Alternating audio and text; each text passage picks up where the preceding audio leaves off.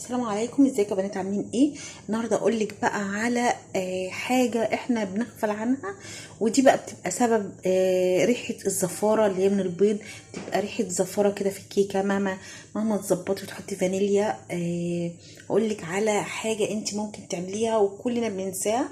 اول حاجه كده، دي السبب الرئيسي في ريحه الزفاره اللي بتبقى في البيض. بصوا يا بنات، بتاع البيضه دي نحطها لكم كده قدامكم. يعني في ناس بتمنع اكل البيض بسبب الزفاره نفسها. هقول لك هو سر الزفاره ايه. البتاع البيضه اللي انتوا شايفينها دي لازم تتخلصي منها، لازم. بصي بالمعلقه كده تبداي تخلصي منها، هتتشال معاكي بكل سهوله.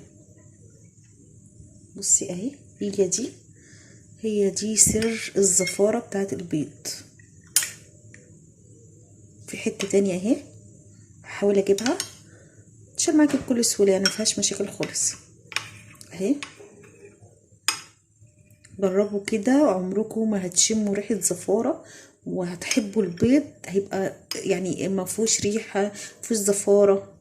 يعني احنا ساعات بنعمل حتى الكيكه بيبقى ريحتها كده مش حلو. هو ده السر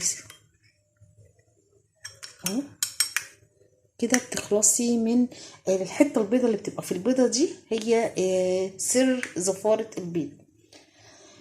ده بس فكرة كده، حبيت بس افيدكم بيها. يا رب يكون الفيديو عجبكم. لو عجبكم متنسوش لايك الفيديو والاشتراك في القناة، واشوفك على الف خير. السلام عليكم ورحمة الله وبركاته.